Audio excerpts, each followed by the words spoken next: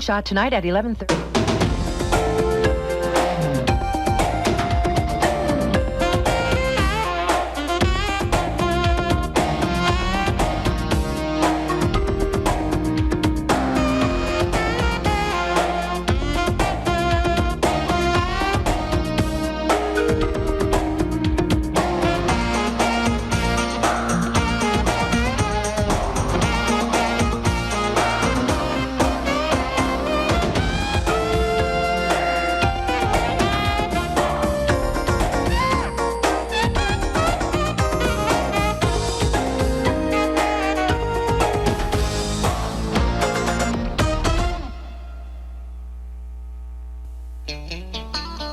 Weekends at my morning place, I like to take it slow. Get my breakfast fast, then I make it last. It's the best time that I know. Relaxing with a good time, great taste. You know there's only one place for my weekend McMorning, McDonald's. If they could see us now out on the deep blue sea, underneath. On your next vacation, take a 3, 4, or 7-day cruise on Carnival, the most popular cruise line in the world. Sometimes you need a little finesse, sometimes you need a lot, sometimes you need a little finesse.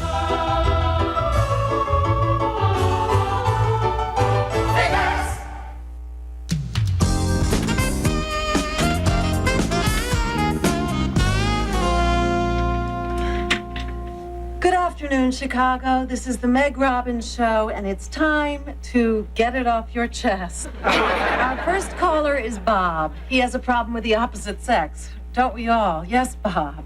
Meg, first of all, I'd just like to tell you that I think you have a very soothing, wonderful voice. Thank you. Thank you. Bob, I don't know why you're having trouble with women. So far, you're doing great with me. Tell me about a few of your relationships. Well, my first bad relationship was when I was in kindergarten. Her name was Susie, and she was very aggressive. Any action since then, Bob? Well, I've dated enough women and eaten enough bad bar dip to know I'm ready to settle down. You're losing me here, Bob. Those happen to be two of my favorite things.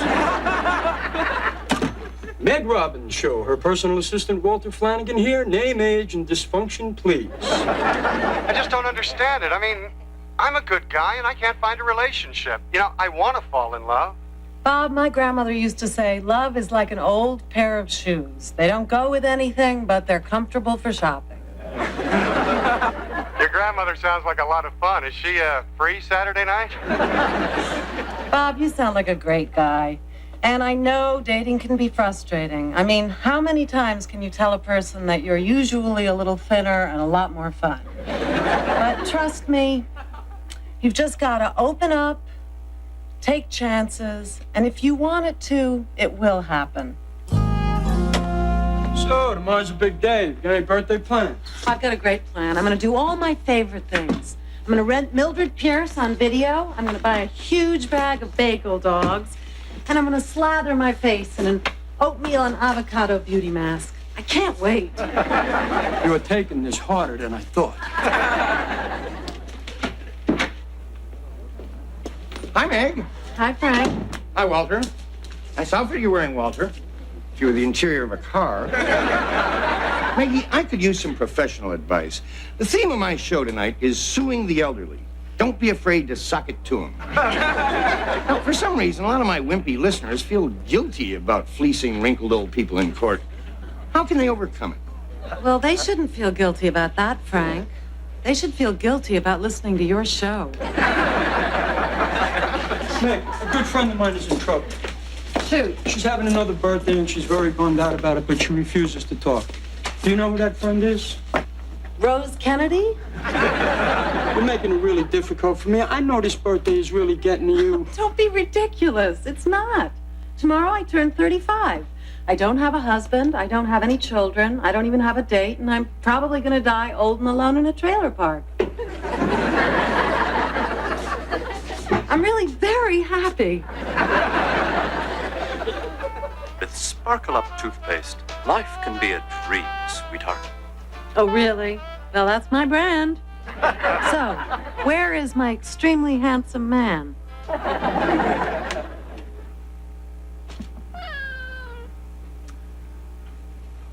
Blonde gets a guy, I get a cat.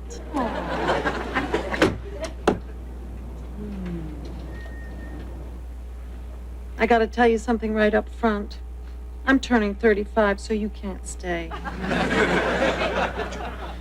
I just don't want to turn into weird old lady Robbins with a big hat and gardening gloves, who lives alone and talks to a house full of cats. I'm doing it already. That's it. You're out of here.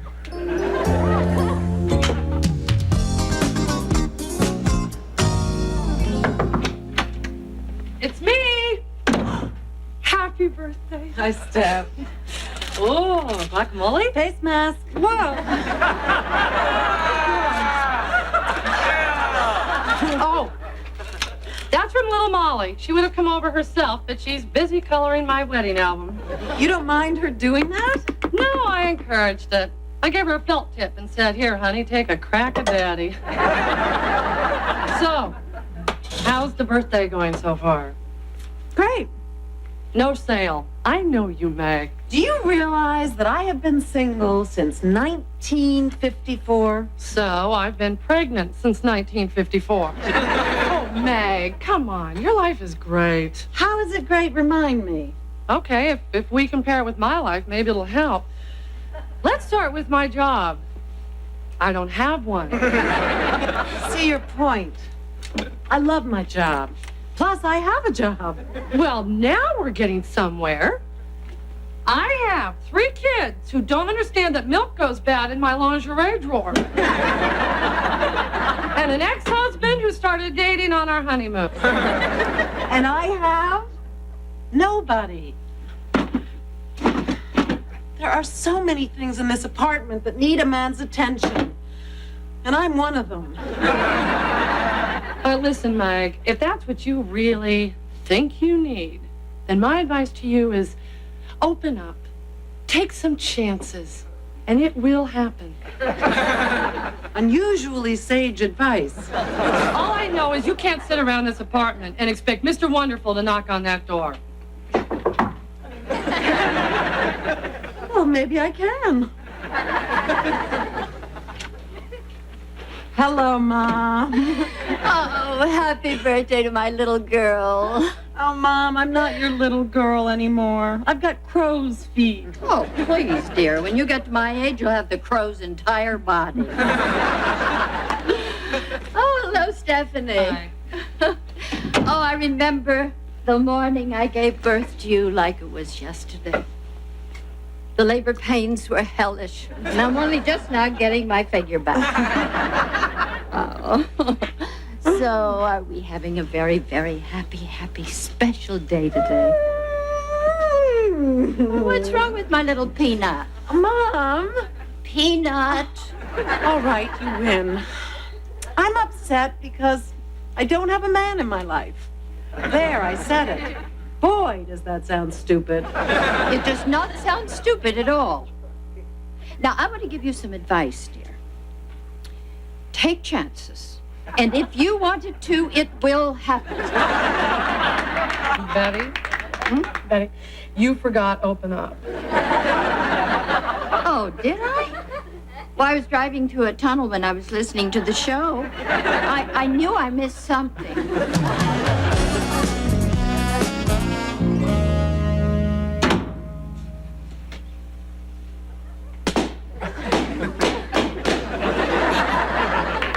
Okay, I understand you're distraught, but as a matter of personal interest, the clown guy was for me. Oh, Walter, I'm so sorry.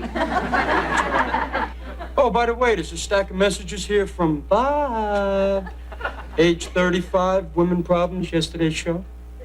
And Mr. White wants to see you. Walter, you've been working here for 6 months. You can call him Richard. He asked me not to. You wanted to see me? Uh-huh. I understand it's your birthday today, and Oh, Richard, please, really, it's no big deal. No special treatment or I fawning. just wanted to tell you that I'm not going to wish you a happy birthday. I'm so grateful to you. Don't you want to know why I'm not going to wish you a you-know-what?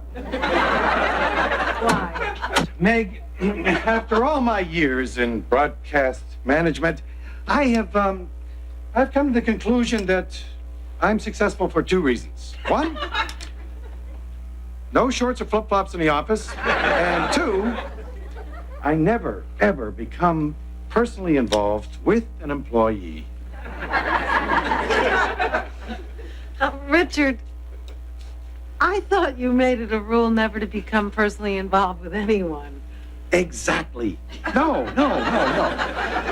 Yeah, that's beside the point. Now, if I were to wish you a happy birthday, the next thing you know is you'd expect a gift. I don't think that's true, Richard. Well, Meg, what do you take me for? I'm going to get you that gift. And you won't like it because, frankly, I don't have great taste. Maybe the store would take it back. It was on sale, Meg. How am I going to take it back if it's on sale? Now, other terrible things are going to happen, too, besides this bad gift I get you. You'll have a party, and you'll invite me, right? Well, I hate parties. I won't come. And then you're going to be hurt, right? You're going to be hurt, and it'll start affecting your work around the office, and then I'm going to have to fire you. And then you'll start drinking, and you'll start gaining weight, and then your whole life will be ruined, and you'll blame me for it. Richard, that is so incredible. And the really weird part is it actually could happen. Except about the weight gain, I would never allow that. Well, now do you understand just a little bit better why I, Richard White, make it a point to never become personally involved with my employees? Yes, Richard, I do. And maybe now you'll understand why I, Meg Robbins, am leaving. Good little show today, Megster. I love the way you handled that lesbian who called in and said she thought she wanted to switch back to a good old-fashioned hetero lifestyle. Thanks, Frank. I wondered if maybe I could get her phone number. Forget it, Frank. Just thought I'd ask.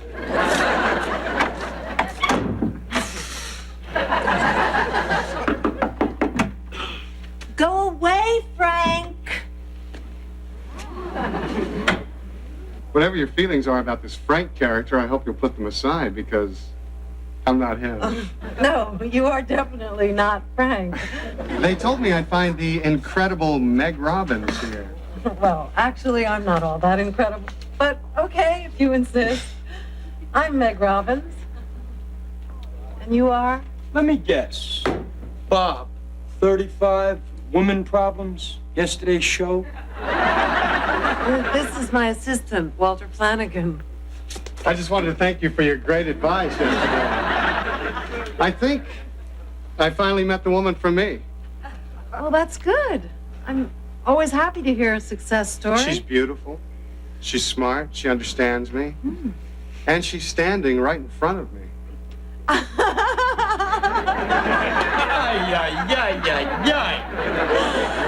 Meg, I want to talk to you about hiring that new engineer. Later. Later? Oh, Richard, I'm sorry. Hire him. He's a good man. It's a woman. Even better. Right on. You were saying. Well, I was about to say, have dinner with me tonight? Oh, Bob, I couldn't. Well, it just wouldn't be very professional. Oy, do I wish I was somebody else right now. Well, you're not, and you did the right thing. Can it, Walter? Sorry. You know, I really feel we might have a shot here. I mean, when I see that brass ring, I want to take it, don't you? Who knows? Maybe you could help me pick out a pair of comfortable shoes. Cafe Guido, 8:30. Great. Would you walk me to the elevator?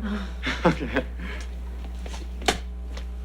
We can't let her do this. This birthday thing has corroded the powers of reason, and she accepted a date with an improper stranger. Richard, we must take action. It's Mr. White. And Walter, let me expound at length on a little rule I have.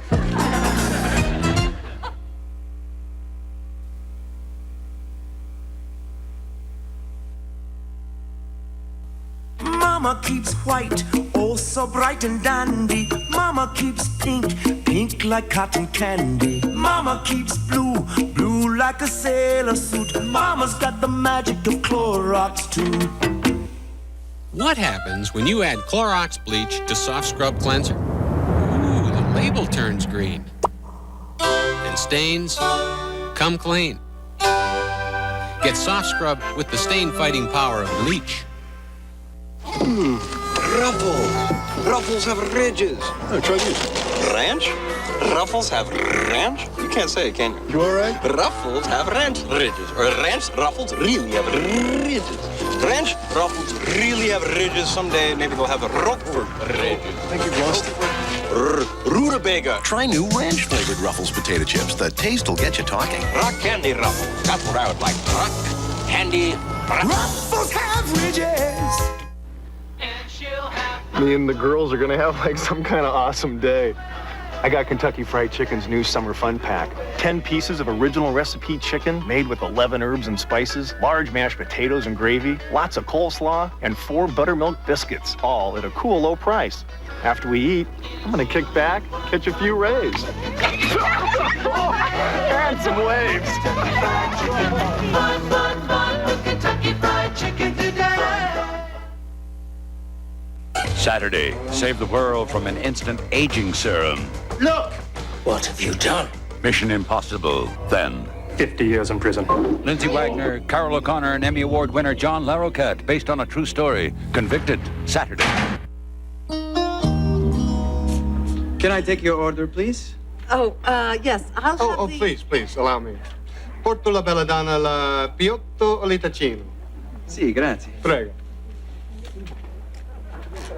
I have some definite ideas about relationships, and one of them is, I don't believe that a real gentleman should let a lady order for herself.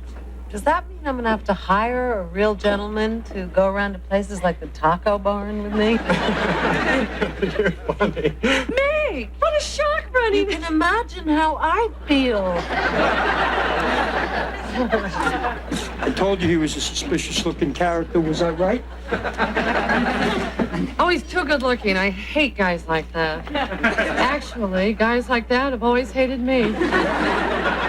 Oh, my God. Meg just splattered tomato sauce all over her brand new dress. I realize that's a grievous faux-pas and a possible cleaning problem, Betty, but we need a plan here. Don't worry, dears. I'm quite prepared to interfere. Actually, I learned to speak Italian the year I lived in Venice. Do you speak any other languages? Does Pig Latin count? Mr. Lawler, there's a telephone call for you. I don't recall leaving this number with anyone.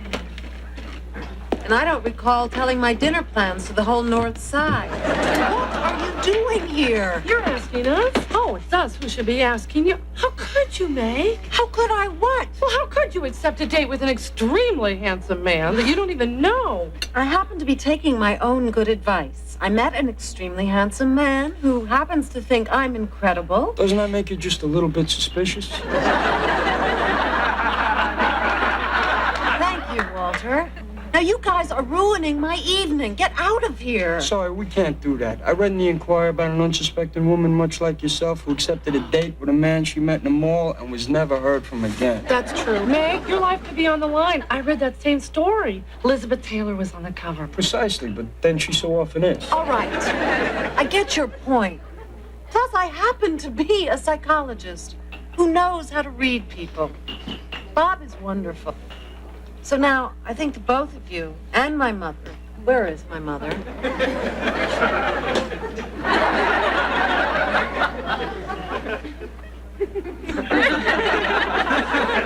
It's getting a little cramped here, isn't it? Bob, this is my former best friend and my former assistant and my former mother. You can't fire your mother, dear. We're union. I just had a rather unusual phone call from a pollster. A pollster? Yes, the lady wanted to know where I'd gone to school, how many children I wanted, and whether I thought the Pope should continue wearing papal robes or switch to a gray flannel suit. Well, I thought your idea about a cardigan on the weekends was very... I have never been so embarrassed in my entire life. Should we go, Bob? It's been truly odd meeting you all.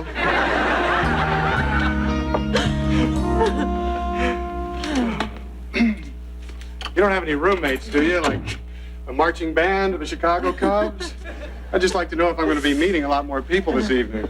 Actually, the Vienna Boys Choir moved out this afternoon. What a bunch of brats. Well, great.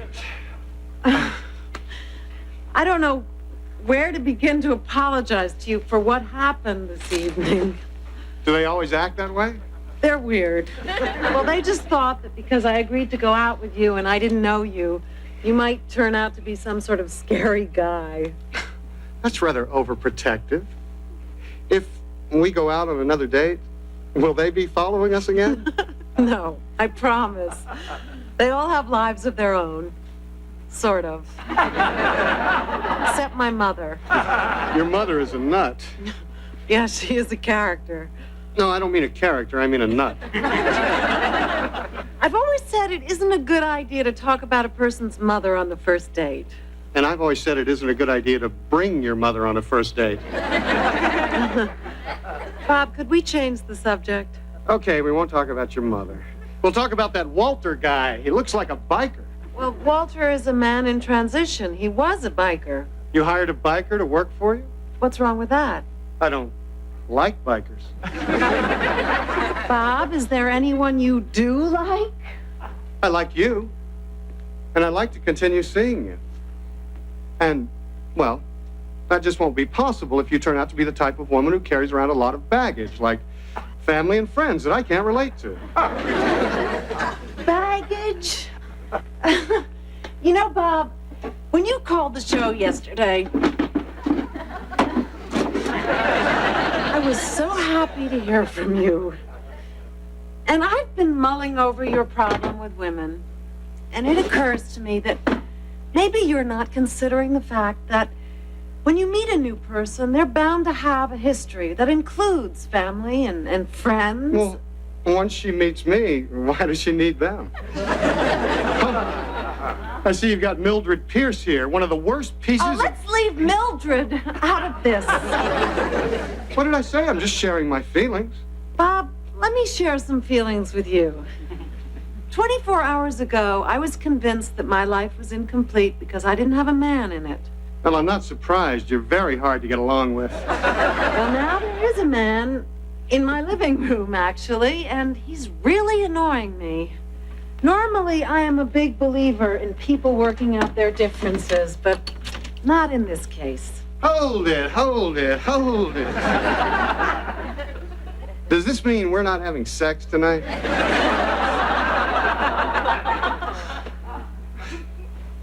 You're all alike.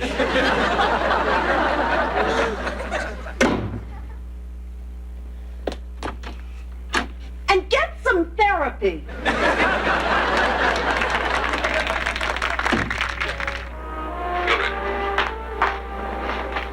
Use your head. This won't solve anything.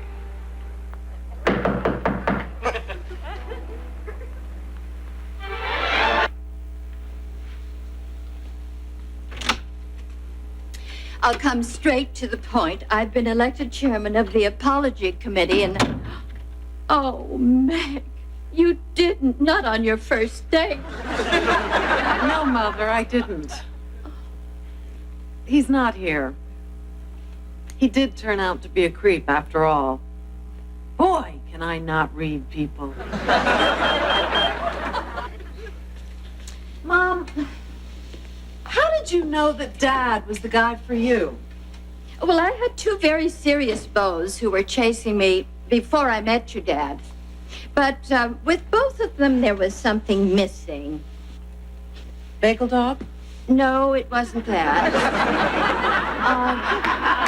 When I was a girl, some of the best times I ever had was on the lake fishing with your granddad. Oh, I thought a man like that would take my children fishing and have some good times, too. I did have some great times fishing with Dad. Your dad was one hell of a fisherman. So that's it, fishing. Do you happen to know if Jacques Cousteau is single? Well, for me it was fishing, but with you it could be something else. Whistling, or the way a man tilts his head when he looks at you. Wait for it, Meg, it's worth it. You're awfully good at this. Whatever happened to those other two beaux? Well, one of them wound up doing time in Leavenworth. And the other one just recently became an extremely wealthy widower. I've been trying to get in touch with him for months. Mom, what do you say you and I watch the end of Mildred Pierce together? Oh, yes. Oh, happy birthday, Meg. Thank you, Mom. This scene always gets to me. Yes. Me too, honey. Me too.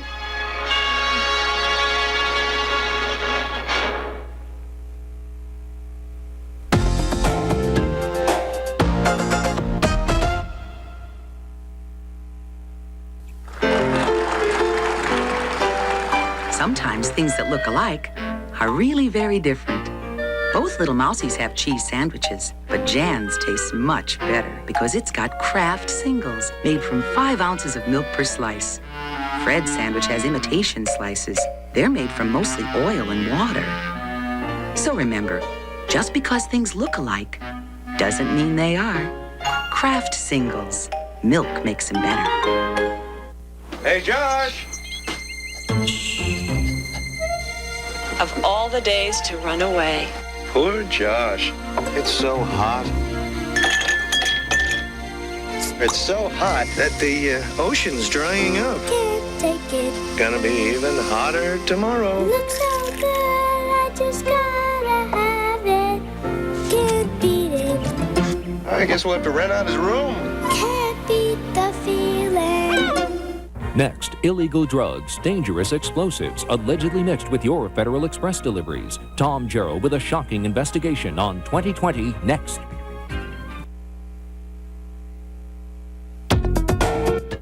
Tuesday night at 8, you'll enjoy Tony Danza in Who's the Boss, followed at 8:30 by The Wonder Years. Then at 9, it's Roseanne, followed by Half Faith at 9:30 and 30-something at 10. Wednesday at 8, enjoy Growing Pains, followed by Just the 10 of Us. Then comes Coach, followed by The Robert Guillaume Show at 9:30 and China Beach at 10.